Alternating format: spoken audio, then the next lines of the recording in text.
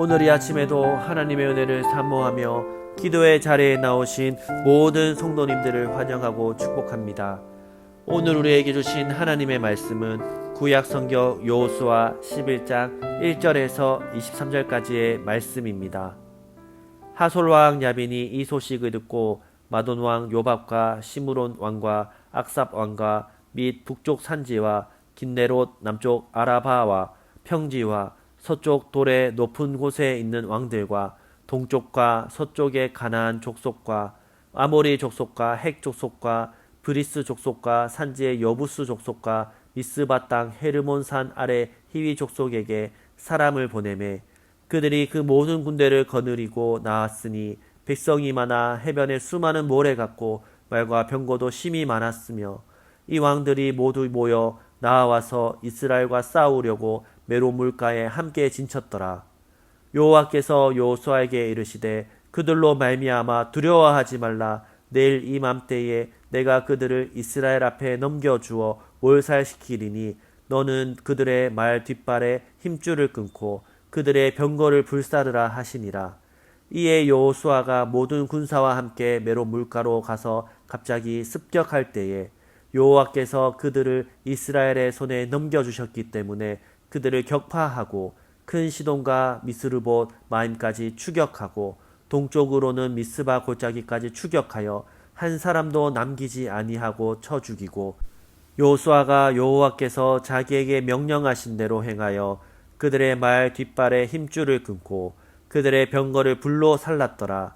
하솔은 본래 그 모든 나라의 머리였더니 그때에 여호수아가 돌아와서 하솔을 취하고 그 왕을 칼날로 쳐 죽이고 그 가운데 모든 사람을 칼날로 쳐서 진멸하여 호흡이 있는 자는 하나도 남기지 아니하였고 또 하솔을 불로 살랐고 여호수아가 그 왕들의 모든 성읍과 그 모든 왕을 붙잡아 칼날로 쳐서 진멸하여 바쳤으니 여호와의 종 모세가 명령한 것과 같이 하였으되 여호수아가 하솔만 불살랐고 산 위에 세운 성읍들은 이스라엘이 불사르지 아니하였으며 이 성읍들의 모든 재물과 가축은 이스라엘 자손들이 탈취하고 모든 사람은 칼날로 쳐서 멸하여 호흡이 있는 자는 하나도 남기지 아니하였으니 여호와께서 그의 종 모세에게 명령하신 것을 모세는 여호수아에게 명령하였고 여호수아는 그대로 행하여 여호와께서 모세에게 명하신 모든 것을 하나도 행하지 아니한 것이 없었더라.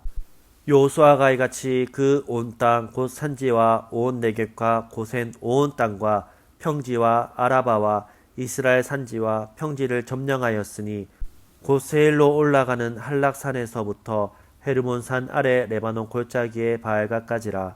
그들의 왕들을 모두 잡아 쳐 죽였으며 여호수아가 그 모든 왕들과 싸운 지가 오랫동안이라. 기브온 주민 히위 족속 외에는 이스라엘 자손과 화친한 성읍이 하나도 없고 이스라엘 자손이 싸워서 다 점령하였으니 그들의 마음이 완악하여 이스라엘을 대적하여 싸우러 온 것은 여호와께서 그리하게 하신 것이라. 그들을 진멸하여 바치게 하여 은혜를 입지 못하게 하시고 여호와께서 모세에게 명령하신 대로 그들을 멸하려 하심이었더라.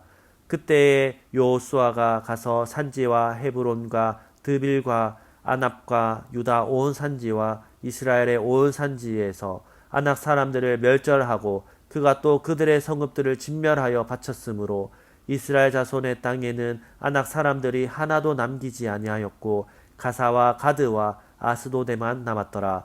이와 같이 여호수아가 여호와께서 모세에게 말씀하신 대로 그 온 땅을 점령하여 이스라엘 지파의 구분에 따라 기업으로 주매 그 땅에 전쟁이 그쳤더라. 아멘. 여호수아 11장은 가나안 북부 지역 정복 이야기가 시작됩니다. 1절에 보시면 가나안 북부 지역의 중심이었던 하솔 왕 야빈이 이스라엘의 승전 소식을 듣게 됩니다. 그래서 북부 지역 거민들에게 연락을 다 취합니다.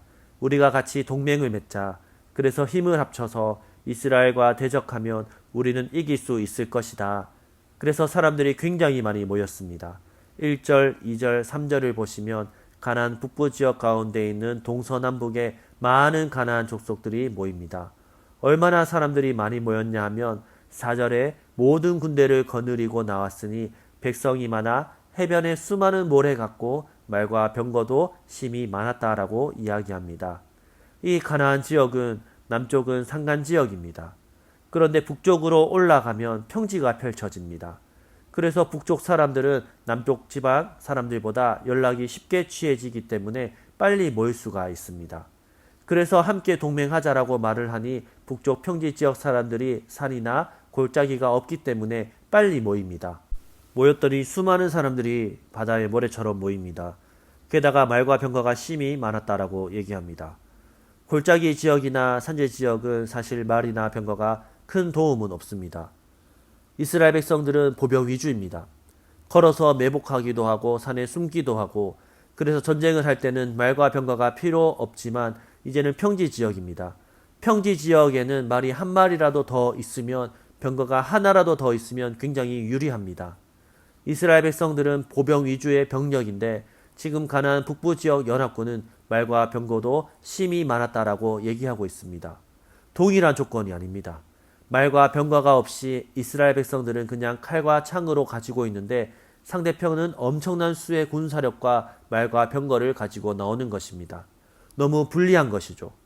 오늘날로 말하면 보병 중심의 군사들과 적들은 탱크를 앞세우고 전차를 앞세우고 나오는 것입니다.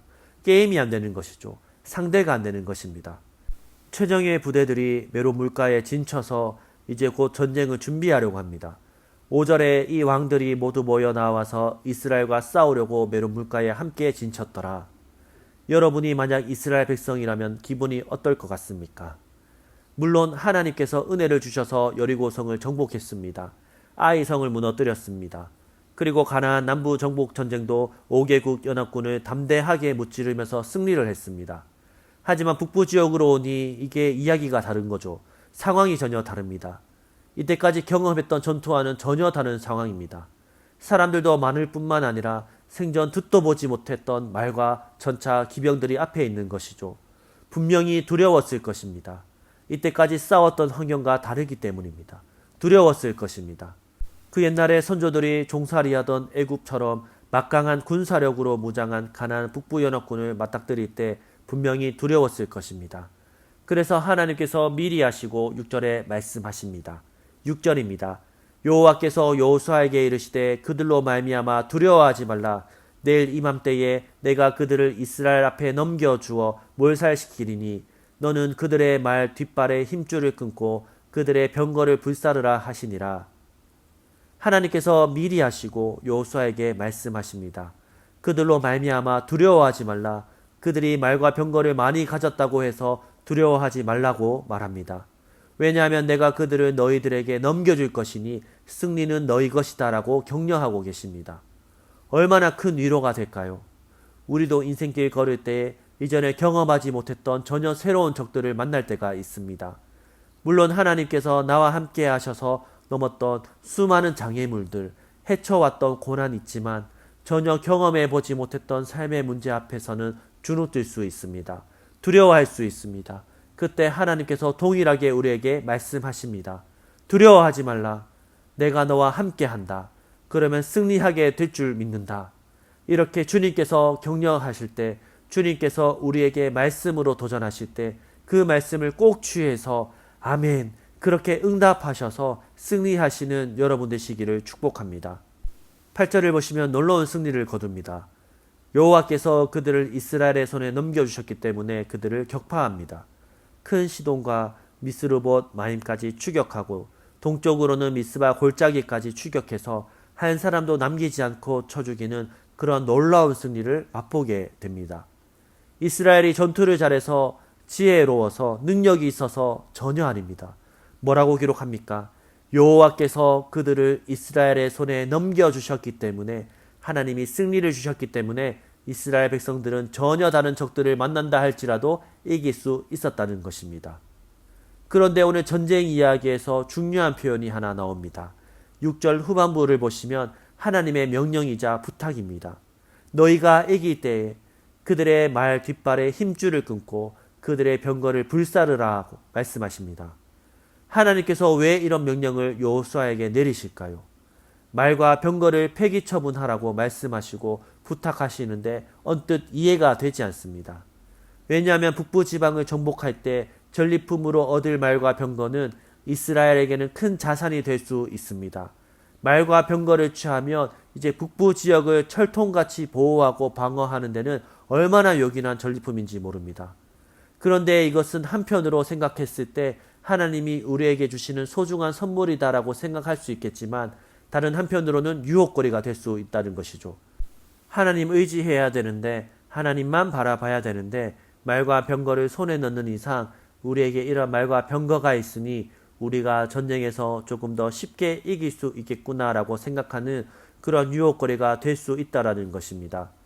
하나님은 철저하게 하나님 한 분만 의지하기를 원하시지 말과 병거를 의지하기를 원하지 않는다는 것입니다.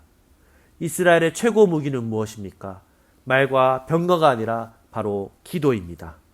하나님은 우리가 이 세상에 말과 병거를 의지하는 것이 아니라 기도함을 통해서 하나님만 의지하기를 원하십니다. 그래서 승리하면 말의 힘줄을 잘라버려라. 병거를 다 불태워버리라고 말씀하십니다. 9절을 보시면 여호수아가 그대로 순종합니다. 여호수아가 여호와께서 자기에게 명령하신 대로 행하여 그들의 말 뒷발에 힘줄을 끊고 그들의 병거를 불로 살랐더라. 아멘. 어쩌면 전쟁에서 이기는 것보다 더 어려운 일일 수 있습니다. 다 이겨놓고 내 손에 말과 병거 다 잡혀 있는데 충분히 취할 수 있는데 주님의 부탁, 그 명령을 그대로 수행합니다. 다 말 뒷발에 힘줄을 끊고 병거를 불사르고 있습니다. 시편 20편 7절을 말씀에 다윗이 고백하는 장면이 나옵니다. 어떤 사람은 병거, 어떤 사람은 말을 의지하나 우리는 여호와 우리 하나님의 이름을 자랑하리로다. 어떤 사람들은 병거를 의지하고 어떤 사람들은 말을 의지하지만 다윗이 고백합니다. 우리는 여호와 우리 하나님의 이름을 자랑할 것이다. 하나님만 의지할 것이다고 고백합니다. 다윗은 그 누구보다도 어릴 때부터 많은 전쟁을 치렀습니다. 첫 번째 치렀던 전쟁이 무엇입니까? 골리앗과의 싸움이죠. 골리앗과 싸우러 나갈 때 이 작은 소년이 나가니 사울왕이 걱정이 됩니다. 나의 갑옷과 투구를 줄 테니 이것을 가지고 가라 했을 때 다윗이 갑옷과 투구를 반려합니다. 나 이거 안 하겠습니다. 나에게 익숙한 것 물맷돌 5개 가지고 갑니다. 왜 그렇습니까? 전쟁은 하나님께 속한 것이라는 사실을 너무 잘 알았던 다윗이었습니다. 그래서 자신에게 익숙했던 양을 칠 때 곰으로부터 사조로부터 하나님이 나를 보호하시고 양떼를 지켜주셨던 그 간증이 있었기 때문에 물맷돌 5개로 충분히 나는 이길 수 있다. 하나님이 나와 함께 하시기 때문에 라고 생각하면서 나가서 첫 번째 전쟁에서 이깁니다. 그 이후로 수많은 전쟁을 싸우면서 하나님께 묻고 하나님 어떻게 할까요? 하나님 도와주십시오. 늘 기도하면서 나아갔던 다윗에게 하나님께서 항상 승리를 주셨습니다. 그 경험이 있기 때문에 다윗이 시편 20편 7절에서 고백하는 것이죠. 어떤 사람들은 병거를 의지하고 어떤 사람들은 말을 의지하지만 우리는 그렇지 않다. 우리는 여호와 하나님만 의지할 것이라고 고백합니다. 주 안에 사랑하는 성도 여러분, 우리의 가장 최고의 무기는 기도인 줄 믿습니다. 말과 병거가 우리에게 있다면 힘줄을 끊고 다 불태우면 하나님께서 우리에게 말이 되시고 병거가 되어주실 줄 믿습니다. 가장 좋은 것은 우리가 먼저 스스로 말과 병거를 의지하지 않는 것이죠. 그런데 하나님은 어떤 상황에서 먼저 우리가 아예 말과 병거를 의지하지 않도록 하나님만 의지하도록 조치를 취하시는 경우가 있습니다. 우리가 의지할 수 있는 말과 병거를 미리 제거하시는 경우가 있습니다. 바울이 그랬습니다. 바울은 자신의 병을 치료하지 못했습니다. 다른 사람 병은 다 고쳐주지만 자신에게 있었던 육체의 가시를 하나님 제거해 주십시오라고 간절히 기도했는데 3번이나 기도했는데 하나님이 거절하셨습니다. 그리고 응답하시죠. 뭐라고 응답하십니까?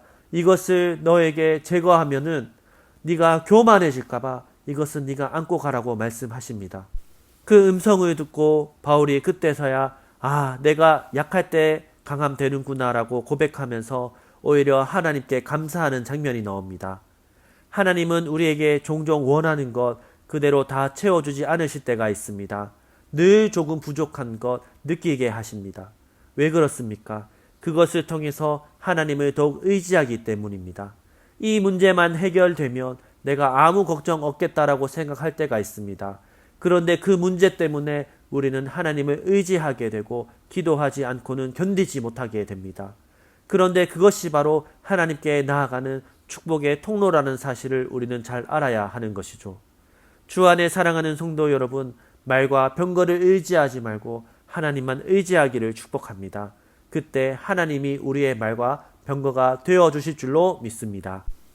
기도하겠습니다. 하나님, 상황과 환경이 달라진다 할지라도 주님이 나의 힘 되시면 어떠한 장애물도 넘어갈 줄로 믿사오니 끝까지 말과 병거 의지하지 않고 주님만 의지하고 바라봄으로 우리의 최고의 무기인 기도로 주님 앞에 나아가게 하여 주옵소서. 그리고 우리 개인의 기도 제목을 놓고 우리의 가정과 다음 세대 자녀들, 청년들을 위해 기도해 주십시오. 또한 하나님께서 예배 초소를 허락해 주셨음에 감사드리며 주중 공간과 필요한 모든 과정 또한 은혜 가운데 잘 준비되어지기를 기도해 주시기 바랍니다. 마지막으로 나라와 민족과 온 열방에 하나님 나라가 세워지기를 한 마음과 한 뜻으로 기도하며 나아가시겠습니다. 함께 기도하시겠습니다.